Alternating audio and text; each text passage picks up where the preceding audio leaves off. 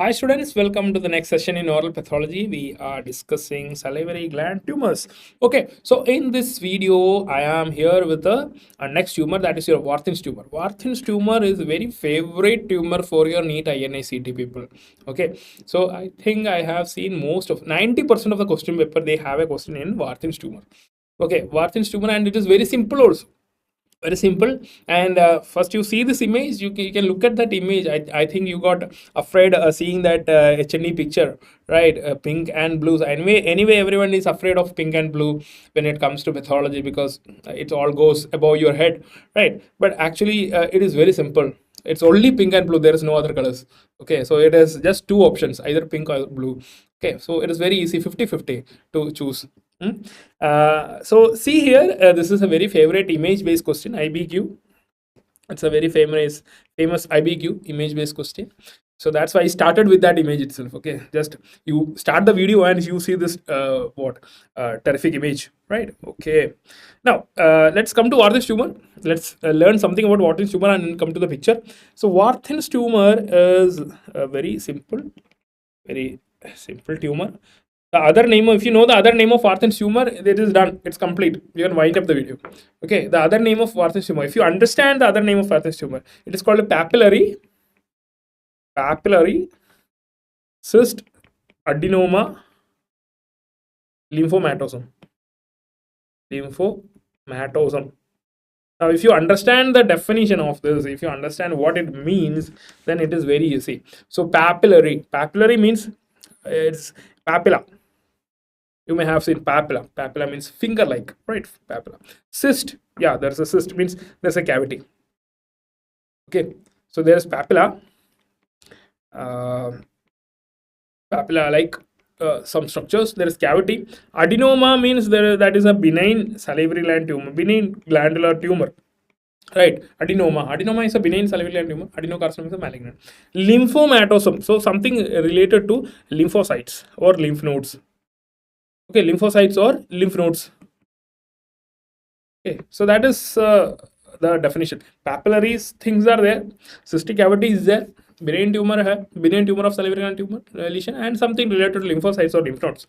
Right. So what it is, let's see. So Warthin's tumor, there are certain interesting features about Warthin's tumor. They come exclusively on the parotid.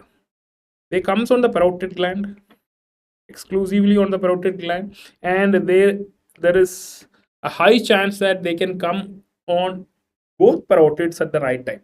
Okay, on the same time they can come on both parotids. That is bilateral presentation. So 5% of the cases we have bilateral presentation, means it can come on both parotids at the same time, and it has a high risk with smoking. High risk in smokers. We say 8 times higher chance that it can come in smokers. It has a relation with EBV. There is a EBV risk in this. Okay, smoking, EBV risk. So when it comes to smokers, it is more common in males, right? Males are more affected than females. Okay, so usually smoking related issues, yeah, cancers are all related to males. Now, you may have a doubt that whether we should by heart, whether we should learn the gender predilection in this oral pathology, right? In oral pathology, what's the importance of gender predilection? And you may think that how can we memorize which tumor comes in males, which tumor comes in females? Okay, so there is a easy clue in that, easy thing in that. This is important because INICET question from the last 2 years, they had few questions from the gender predilection. Actually, they asked question in they give a tumor and say that which among the following statement is true or false. In that they give males are more frequently affected, females are more frequently affected. Okay, which among the following statement is false? If you, I'm not joking, if you see the previous question paper, you can see few questions regarding the gender predilection. Okay, and that was one in your fibrosis lesion. Okay, that question first one, fibrosis, and we will discuss fibrosis lesion in the coming videos. Okay, so males, females affecting that we will see when it comes. Always remember, there's a easy clue that these tumors, smoking related issues, alcohol related issues, main tumors, mostly males are affected.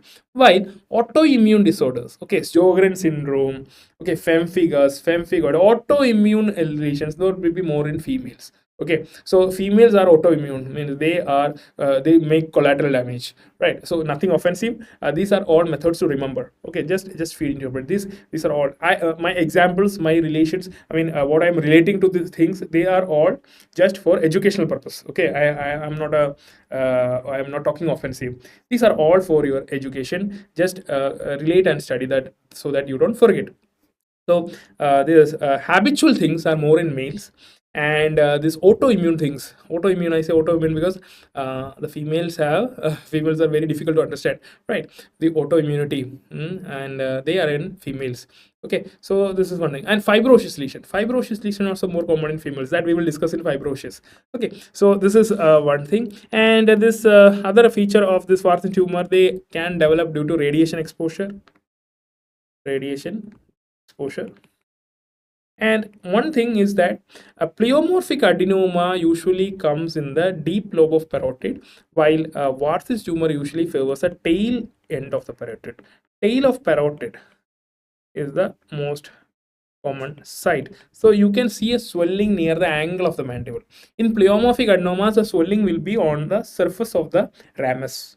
Okay, on listen carefully. The pleomorphic adenoma, you see a swelling in above the ramus, while in Warthin's tumor you will see a small swelling in the angle of the mandible region. Okay, because it comes mostly in the tail of the parotid.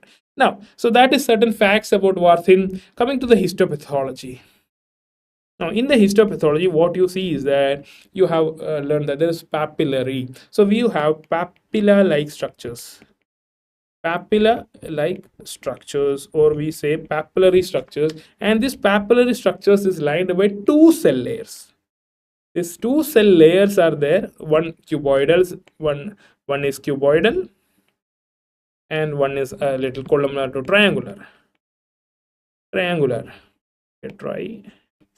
One is cuboidal to columnar, and other is triangular. Okay. The pen is little lagging. Triangular. Okay, triangular cells. There are two cells here. There's two population here, and these population, the cuboidal cell and the triangular cell, they are having granules inside it, so they will look like oncocytes. Okay, they have granulated cytoplasm. They have, and these two cells make the papilla, and this papilla is projecting into a cystic space. There's a cystic space. This papilla is projecting into a cystic space. That's why papillary cystic. Okay, now we have papillary cystic, and the cystic space contains some chocolate colored fluid and all. Okay, so it contains some chocolate colored fluid, and then what else? In the stroma, what you can see, there is intense infiltration by lymphocyte. You can see lymphocytes, the lymphocytes and germinal centers, just looking like it will be looking like a lymph node. Okay, germinal centers or germinal follicles, lymphoid follicles, you can see. Okay, a stream of lymphocyte. You know how lymphocyte appear? The lymphocyte are very small round cells with a very dark blue nucleus, right? Dark blue nucleus lymphocytes. So you will be seeing full of lymphocytes in the stroma. So that is what you are seeing. Okay, so you see this image. Can you see? Oh, wow, see that all the blue color you are seeing is lymphocytes. Okay, lymphocyte, and you can see here they are all papillae. See the papillae, they are folded, and they are folded into, thrown into fold. Here you can see they are throwing into folds. Okay, multiple folds of this papillae, and this is a cystic cavity. The cystic cavity, you can see. Okay, that empty space is a cystic cavity, and there is fold of this cells, papillary projections, the papillary projection, and in the stromal part you can see a germinal center here. A germinal center you can see here, right? That is just like a lymph node. So it is a salivary gland tumor where you have this papillary projection into the cystic cavity. The cystic cavity contains chocolate colored fluid, and the stroma you have so much of lymphocytes. So you see the higher power. This is a higher power image. I have taken one papilla and I am zooming it more, and I am seeing it. Okay, I have this biphasic population, two cells. Okay, one cell is here. Okay, I have one layer of cell here, and down here we have another cell. Okay, so there is columnar to cuboidal cell in one layer, and below that I have a triangular to small cell. Okay, so this is this two layer population. You can see one layer above and one layer below. Okay, two layer population, and see the stroma here. See the stroma, it is all lymphocytes. These are all lymphocytes. Okay, lymphocytes, these are all filled by this lymphocytes. Okay, can you see?